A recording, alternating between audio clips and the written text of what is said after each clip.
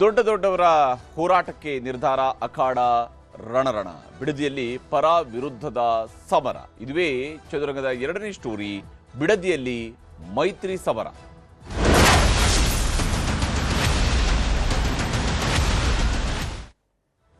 Bidadi township ವಿರುದ್ಧ ಈಗಾಗಲೇ ಮೈತ್ರಿ ನಾಯಕರು ಹೋರಾಟದ ಅಖಾಡಕ್ಕೆ ಇಳಿತಾ ಇದ್ದಾರೆ. ವಿಶೇಷವಾಗಿ ಮೈತ್ರಿ ನಾಯಕರು ಟೌನ್ಶಿಪ್ ವಿರುದ್ಧ, ರಾಜ್ಯ ಸರ್ಕಾರದ ವಿರುದ್ಧ ಹೋರಾಟಕ್ಕೆ ಪ್ಲಾನ್ ಅನ್ನು ರೂಪಿಸಿಕೊಂಡಿದ್ದಾರೆ. ಮೊದಲಿಗೆ ಬೇರೆ ಬೇರೆಯಾಗಿ ಹೋಗುವಂತ ರೀತಿಯಲ್ಲಿ ಇತ್ತು. ಆದರೆ ಯಾವಾಗ ಈ ವಿಚಾರಗಳು ಸಾರ್ವಜನಿಕವಾಗಿ ಚರ್ಚೆಗೆ ಶುರುವಾಯಿತು, ಆಗ ಬಿಜೆಪಿ ನಾಯಕರು ಕೂಡ ಎಚ್ಚೆತ್ತುಕೊಂಡಿದ್ದಾರೆ. ನಾಳೆ ಬಿಜೆಪಿಯವರು ಹಳ್ಳಿಗೆ ಭೇಟಿ ಕೊಡ್ತಾರಂತೆ. ಅದಾದ ಮೇಲೆ ಕುಮಾರಸ್ವಾಮಿ ಅವರ ಜೊತೆಗೆ ಸಭೆ ನಡೆಸ್ತಾರಂತೆ. ಕೆಲ ಹಳ್ಳಿಗಳಲ್ಲಿ ಈಗಾಗಲೇ ಭೂಮಿ ಕೊಡೋದಿಲ್ಲ ಅನ್ನುವಂತಹ ಅಭಿಪ್ರಾಯ ರೈತರಿಂದ ವ್ಯಕ್ತವಾಗ್ತಾ ಇದೆ.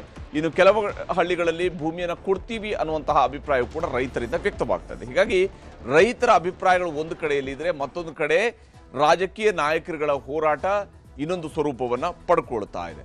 ವಿಶೇಷವಾಗಿ ಇಲ್ಲಿ ಯಾವ ಹಂತಕ್ಕೆ ಈ ಒಂದು ಬಿಡದಿಯ ಹೋರಾಟ ಬಂದು ನಿಂತಿದೆ ಅನ್ನೋದನ್ನು ನಾವು ಗಮನಿಸ್ತಾ ಹೋಗಬೇಕು. ರಾಜ್ಯದಲ್ಲಿ ಈ ಒಂದು ಟೌನ್ಶಿಪ್ಗೆ ಸಂಬಂಧಪಟ್ಟಂತೆ ದೊಡ್ಡ ಜಟಾಪಟಿ ಈಗಾಗಲೇ ಶುರುವಾಗಿದೆ. ಬಿಡದಿ ಟೌನ್ಶಿಪ್ ವಿರುದ್ಧ ಜನಾಂದೋಲನಕ್ಕೆ ಮೈತ್ರಿ ಪಡೆ ಸಿದ್ಧತೆಯನ್ನ ಮಾಡಿಕೊಳ್ತಾ ಇದೆ.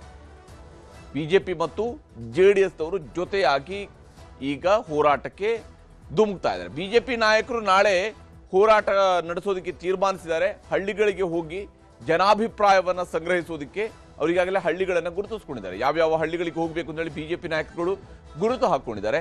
ಅದರ ಪ್ರಕಾರವಾಗಿಯೇ ಅವರು ಟೌನ್ಶಿಪ್ ವಿರುದ್ಧ ಇರುವಂತಹ ಜನರ ಅಭಿಪ್ರಾಯಗಳನ್ನು ಸಂಗ್ರಹಿಸಲಿದ್ದಾರೆ. ಯಾವ ಕಾರಣಕ್ಕಾಗಿ ರೈತರು ಇದನ್ನು ವಿರೋಧಿಸ್ತಾ ಇದ್ದಾರೆ ಅನ್ನುವಂಥದ್ದು ಬಹಳ ಮುಖ್ಯವಾಗಿ ಬಿಜೆಪಿಯವರು ಈಗ ನಡೆಸ್ತಾ ಇರುವ ಅಧ್ಯಯನದ ಭಾಗ. ಕೆಂಪಯ್ಯನಪಾಳ್ಯ, ಅರಳಾಳು ಸಂದ್ರ, ಹೊಸೂರು, ಬನ್ನಿಗಿರಿಗೆ ಭೇಟಿ ನೀಡುತ್ತಾರೆ ನಾಳೆ ಬಿಜೆಪಿಯ ನಾಯಕರುಗಳು, ಬಿಜೆಪಿಯ ಪ್ರಮುಖರು. ಜನಾಭಿಪ್ರಾಯದ ಬಗ್ಗೆ ಸರ್ಕಾರದ ಗಮನ ಸೆಳೆಯೋದಕ್ಕೆ ಬಿಜೆಪಿ ನಿಯೋಗ ತೀರ್ಮಾನವನ್ನು ಕೈಗೊಂಡಿದೆ. ಅಲ್ಲಿರುವಂತಹ ಜನಾಭಿಪ್ರಾಯ ಏನಿದೆ ಅದನ್ನು ಸರ್ಕಾರದ ಗಮನ ಸೆಳೆಯಬೇಕು. ಆ ಮೂಲಕ ಈ ಟೌನ್ಶಿಪ್ ಅನ್ನು ವಿರೋಧಿಸಬೇಕು ಅನ್ನೋಂಥದ್ದು ಬಿಜೆಪಿಯವರ ಪ್ಲಾನ್. ಅಷ್ಟೇ ಅಲ್ಲದೆ ಕೇಂದ್ರ ಸಚಿವ ಕುಮಾರಸ್ವಾಮಿ ಅವರ ಜೊತೆಗೂ ಕೂಡ ಸಭೆಯನ್ನು ಮಾಡಲಿದ್ದಾರೆ ರಾಜ್ಯದ ಬಿಜೆಪಿ ನಾಯಕರು.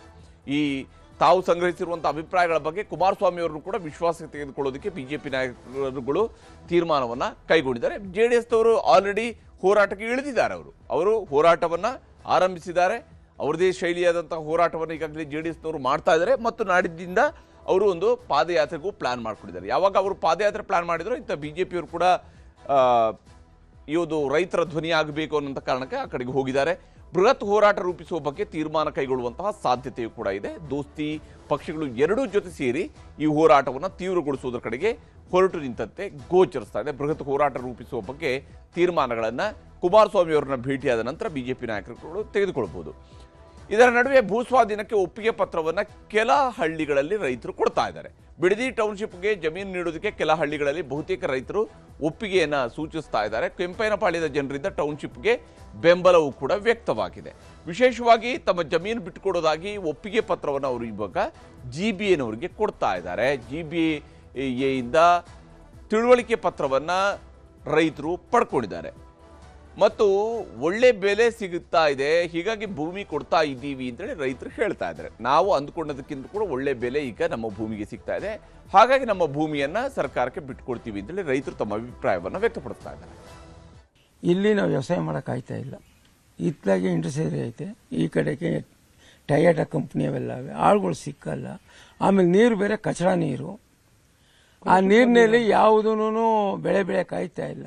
ನಮಗೆ ಏನೇ ಬೆಳೆಯೋಕೆ ಹೋದ್ರೂ ಕಷ್ಟ ಐತೆ, ಬೆಳೆ ಬೆಳಬೇಕು ಆಗಲ್ಲ. ಅದ್ರ ದೇಶದಿಂದ ನಮ್ಗೆ ಮೊದಲು ಅಕ್ವೈರಾಗ್ಬಿಡ್ಲಿ ಅಂತ ನಮ್ಮ ಆಸೆ. ಇವತ್ತು ರೇಷ್ಮೆ ಮಾರ್ಕೆಟ್ನಲ್ಲೋ ಅಥವಾ ತರಕಾರಿ ಮಾರ್ಕೆಟ್ಗೆ ಹೋದ್ರೆ ಏನಂತ ಹೇಳ್ತೀವಿ ಗೊತ್ತಾ? ನಮ್ಮ ಹೆಸರು ಹೇಳಲ್ಲ, ನಮ್ಮ ಊರ ಹೆಸರು ಹೇಳಲ್ಲ, ಬೇರೆ ಅಕ್ಕಪಕ್ಕದ ನೀರಿಲ್ವಲ್ಲ ಆ ಕಡೆ ಹೆಸರು ಹೇಳ್ತಾ ಇದ್ದೀವಿ. ಯಾಕೆಂದ್ರೆ ನಮ್ಮದು ಈ ತರಕಾರಿನೇ ಆಗಲಿ ಅಥವಾ ರೇಷ್ಮೆ ಗುಂಡೇನೆ ನಾವೆಲ್ಲ ಬಿರ ಸುಳ್ಳು ಹೇಳೋದೆ.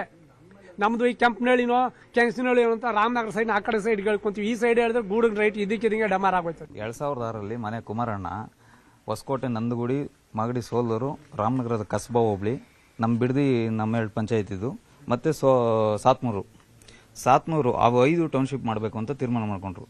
5 ಹೋಬ್ಳಿನ ಬಿಟ್ಟು ನಮ್ಮ ಬಿಡದಿನೇ ಯಾಕೆ ಮಾಡಿದ್ರು ರೆಡ್ ಝೋನು? ಅವತ್ತು ನಮ್ಮ ಬಿಡದಿ ಹೋಬ್ಳಿ ರೆಡ್ ಝೋನ್ ಮಾಡಿಲ್ಲ ಅಂದಿದ್ರೆ ಇವತ್ತು ಈ ಪರಿಸ್ಥಿತಿ ಬರ್ತಾ ಇರಲಿಲ್ಲ.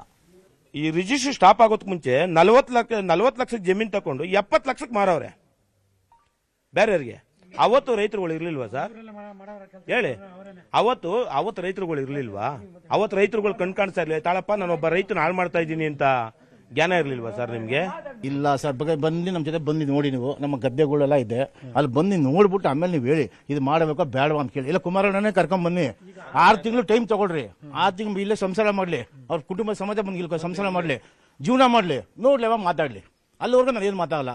ಕುಮಾರಣ್ಣ ಎಲ್ಲ ಹೀಗೆ ಇಲ್ಲಿ ರೈತರಿಂದ, ಕೆಲವು ಹಳ್ಳಿಗಳಲ್ಲಿ ರೈತರಿಂದ ಅವರು ಈ ಜಮೀನನ್ನು ಕೊಡೋದಕ್ಕೆ ಬೇಕಾದ ಅಭಿಪ್ರಾಯ ವ್ಯಕ್ತಪಡ್ತಿದ್ದಾರೆ. ಇನ್ನು ಕೆಲವು ಹಳ್ಳಿಗಳಲ್ಲಿ ರೈತರು ವಿರೋಧ ಕೂಡ ವ್ಯಕ್ತಪಡ್ತಾರೆ. ಪ್ರಾಮಾಣಿಕವಾದ ವಿರೋಧ ಇದೆ, ಇಲ್ಲ ನಮಗೆ ನಮ್ಮ ಭೂಮಿ ಬೇಕು ಅನ್ನುವಂತಹ ರೈತರು ಕೂಡ ಈ ಭಾಗದ ಹಳ್ಳಿಗಳಲ್ಲಿ ಕೇಳಿ ಬರ್ತಾ ಇರುತ್ತದೆ.